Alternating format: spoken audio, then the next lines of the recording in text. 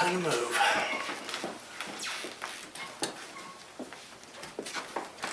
Alright, looks like we can get rid of the Snap Trapper hashtag.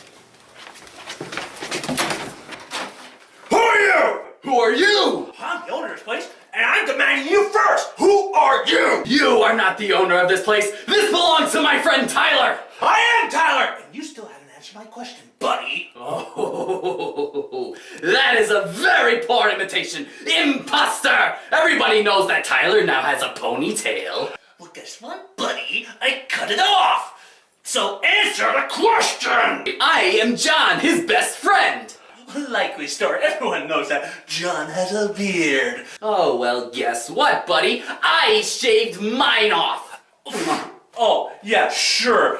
Everyone knows John wouldn't do that. And everybody knows that Tyler wouldn't cut off his ponytail. You know what? Let's do it. Let's solve this. Let's get out the guns, shall we? My thoughts exactly. Prepare to meet your maker, imposter!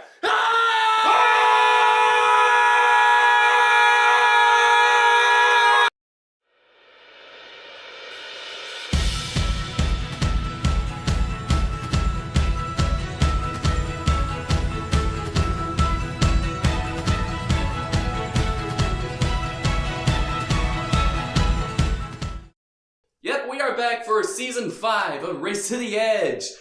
You know, I kind of remember just like it was yesterday when they announced that we would get 2 more seasons. Yes. Mm-hmm. And also, wow, hard to believe it's been months. I know. It's hard to believe we've been doing this for years. I think only about maybe 1 or 2. You know, 3 years? 2? I don't know. Track. Yeah. But anyway, yeah, a lot has changed since the last time. As you can tell, I shaved my beard just for this season. He lost his ponytail, and you got a new shirt. Yes. You like it? Is that Groot? No. It's freaking Mob Psycho. I mean, okay, yes, he does kind of look like Groot. Scary Groot. Scary Groot. Yeah, I finally graduated. I got a full-time job to help pay the bills. And I'm going to be moving. This is going to be my last season. Where are you moving to? I'm going to be moving to Florida. Got a girlfriend I want to be with, and new job prospects for my degree, actually. Nice. You know, it's kind of hard to get a graphic design degree up here in Iowa. Yeah. Yeah. It's kind of hard to get any kind of degree in our field here in Iowa. But we're gonna try. Yes. Yep, we are growing up. Unlike Hiccup, who just wants to just be an adventurer, and that's where this episode begins. Oh. Okay, I gotta say that this episode was pretty lackluster. Really, I mean, it was okay. But the last episode, the season 2 finale of Shell Shocked. We had a giant dragon duel. We had betrayal. We had death. Actual death. Yes, unless remember DreamWorks, we will notify you however way we can. And please don't make an excuse that the death songs Amber can become Dragon Balls. Though That'd be an interesting crossover. Yes. Don't do it. Please don't. And don't let Goku watch your kids. Yeah. But yeah. This kind of deals with the consequences of that little stinger or cliffhanger from the end of the season finale with the volcano blowing up. But apparently it doesn't pick up right after that, which I'm kind of disappointed about it. Yeah, you would think that. The best way to put an analogy on this is kind of like how this might be going on. Let's look at The Force Awakening in the new Star Wars film. What's literally happening from the new Star Wars film is taking place seconds after Force Awakening. That's what it should have been. Taking place right after the last episode. Dealing with the aftermath of, we got an erupting volcano. We just got done with the battle, and we're having an adrenaline high. Mm-hmm. So we got to get some stuff done. We got to save our home. And instead it becomes, okay, we done all the stuff. What do we do next? Let's go home. Yeah, but first let's just wait a couple weeks, because it's not, it's not really that bad. We'll deal with it like the earthquakes in California. Or no. Yeah. Mm-hmm. But then apparently, the eruptions get worse, so now they have to try to plug up the... now the entire edge is being surrounded by rivers of lava, and they gotta try to plug up the holes where the pockets are coming out. And God forbid, Snot loses his S. Yeah, you know how much he loves his S, even though no one really cares about his S. Yeah. And that's not stuff we came up with. That is actual dialogue from the episode. Yeah, that just... Oh my god. And, okay, I kind of liked it. Yeah, a little bit. It's kind of the childish part of me is kind of snickering. The guy who's just critiquing this is like, Yeah, I know. But anyway, that night, the night of the eruption, that apparently was the straw that broke the camel's back for a majority of the writers, because they decided that, it's actually time to leave. Well, it's not... Well, at least Astrid kind of gives a good reason for why they have to leave. I mean, they did defeat Vigo. They cut off the head of the snake, as well as the second head. So that another one won't take its place. Captain America reference. You know what they say about the assumptions? Yeah. Dad only had to say that to me once, and it stuck with me for life. Yes. Okay. But before we get to that... I guess that's what I did like about this episode, is that seeing that look of defeat in Hiccup. Because... I mean... I can remember vividly, was it like season 1 of Race to the Edge, where you just find a MacGuffin. He knows that they have to go beyond. Into the great beyond! Into the great beyond! Beyond. And the adventures going forward. And it's like, you don't want it to end, but at some point it has to. Mm-hmm. And this kind of goes in hand with of how Dean DeBlois and I think Chris Sanders, but probably mostly Dean, had pretty much wrote this whole How to Train Your Dragon trilogy. It's about Hiccup's coming of age story of how he grows from being a child to an adult. And it's at this part of his life when he's actually at the cusp of just being a child and an adult. And so the defeat of him leaving the edge, this place of adventure, the island that symbolizes his adventurous spirit, is that he's going to have to leave and then go back to Berk to resume his old life and prepare to be chief. Yes. Take on an enormous responsibility. In a way, you could say it's like, he has to abandon the idea of being a pioneer. Because that he has to abandon the idea. He has to abandon because, it's getting too dangerous. What else is there left to explore? I mean, I can argue there's more that they might not know about, but they think they have explored all that there is. Mm-hmm. But because this is the 5th season with a 6th on the way. Yes. The big trouble is coming, in the form of the Jafar-looking guy from the last 2 seasons. Yeah, because he had such a distinctive appearance, we knew he was going to be coming up sooner or later as a big bad. And that we didn't find the body in Midnight Scrum. Yeah, that and the fact that how much animation it costs to make something that distinct. Come on, you can't just toss it away after a couple episodes. Yeah. That's just foolish. But anyway, it turns out he's now the new leader of the Dragon Hunters. And his name's Krogan, by the way. Okay, guys. I can't take that name seriously. Okay. Behind me, there's this game series called Mass Effect. And there's this alien species called a Krogan, which Krogan acts almost like battle hungry. They like to fight, and they don't really like to be disagreed with, and they like intimidation tactics. Sort of like some of the people on the internet. Yes. So the fact that I hear that name, and I just have to wonder, guys, did you really just rip that away from Mass Effect? They gotta unwind some way. I mean, they're probably fans. I would hope so. That or the other one, like, we didn't know it exist. And I pray that's not the case because it's very popular. So anyway, before we get back to Krogan, I can't take this seriously. Yeah. The writers, Hiccup, reluctantly agrees to leave the Edge, but because there's still a problem with the volcanoes and the rivers of lava. And he's such an animal lover and dragon lover. Yeah, he wants to make sure the island is safe for all wild dragons.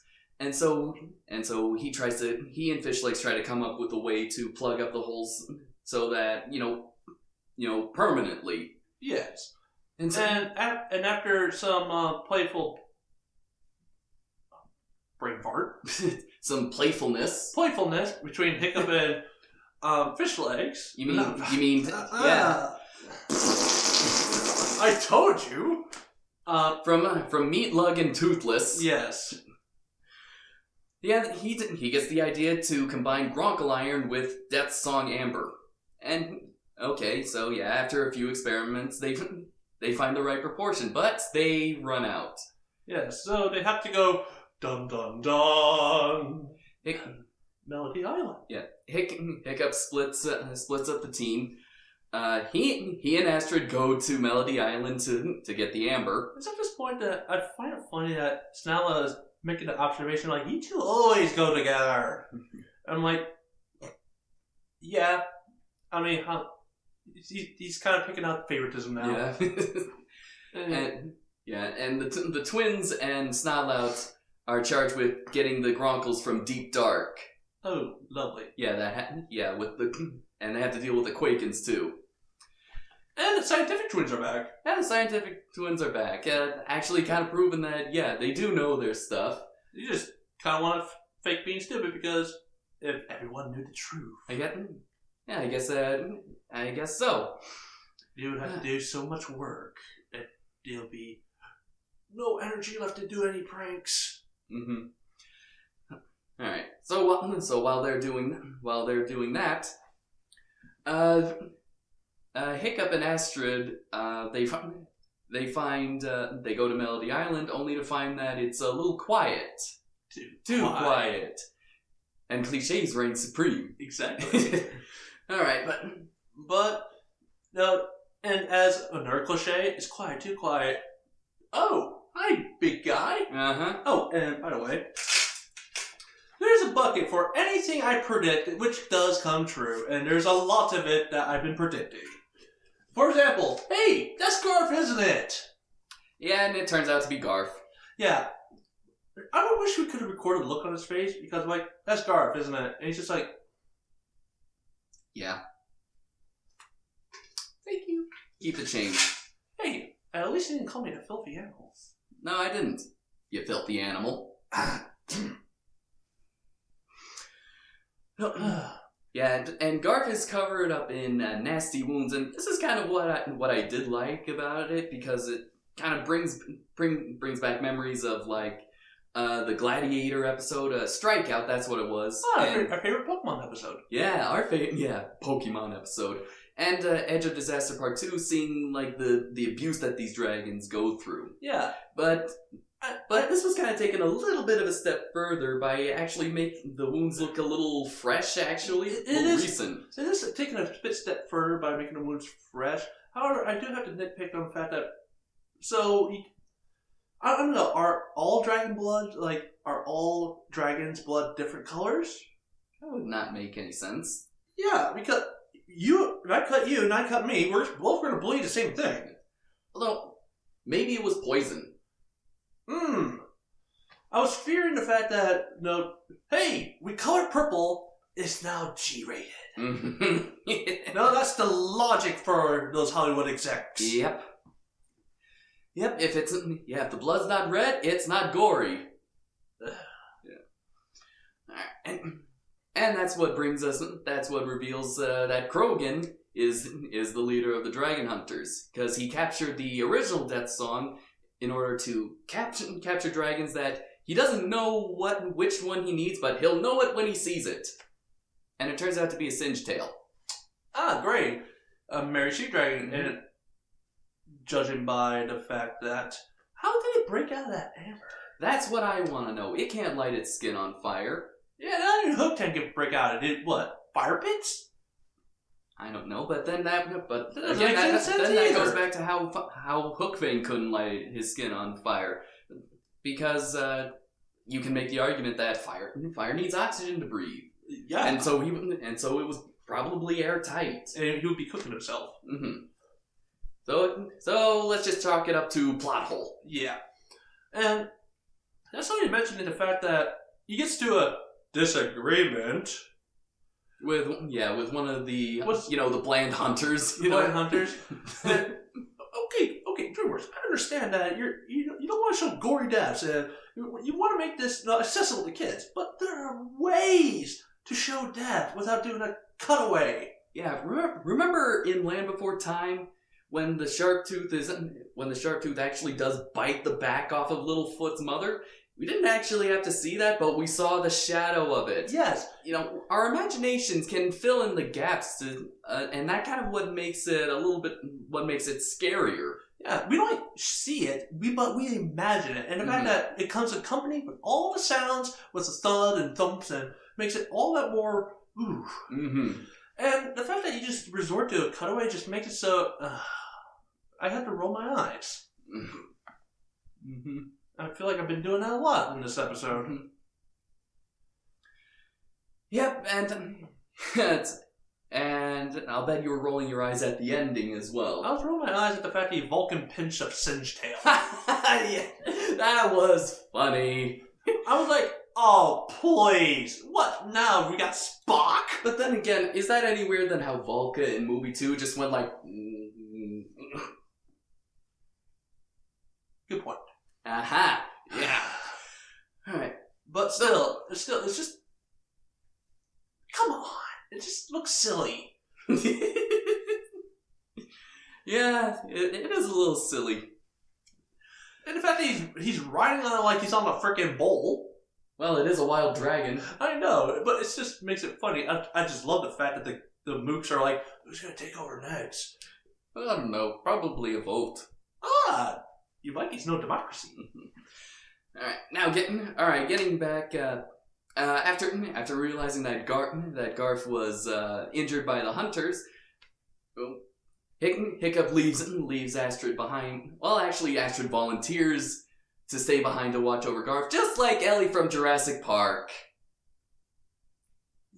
Yeah.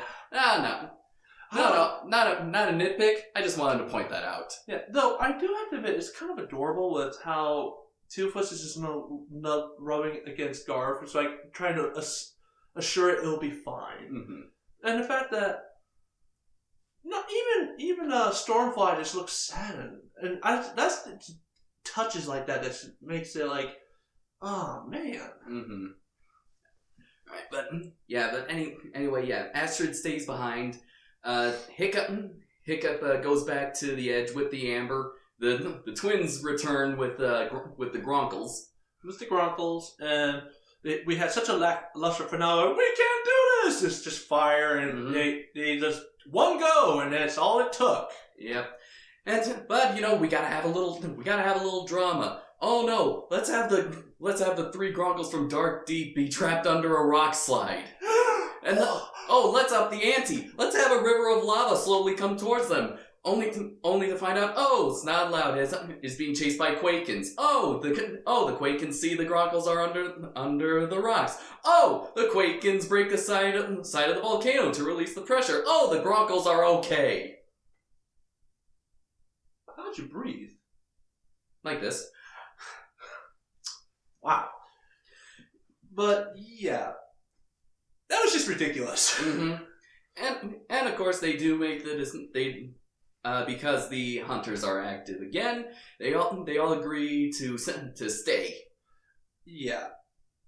Now, did we actually give this any positive? I just feel like we just drowned it. Yeah.